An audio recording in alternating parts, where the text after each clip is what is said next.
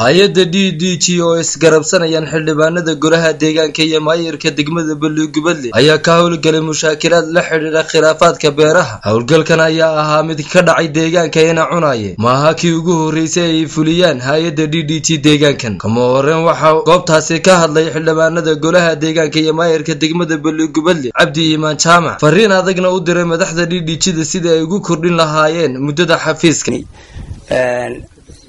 ka dhaxeeyay ilmaha Cabdi Jaamac iyo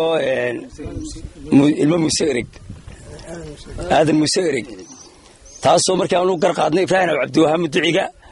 ilmaha Museerigna oo ahaa isaguna madaacalaha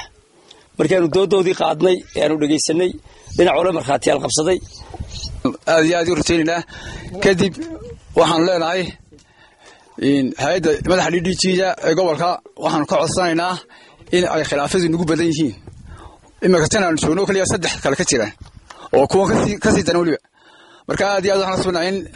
kontraadka in hay'adda madaxda DDG waxay sanad bahayd waxaan aad ugu codsanaa in madaxda DDG-da in ay waqtiga loo kordhiyaan gobolka si ay shaqada ugu sii wadaan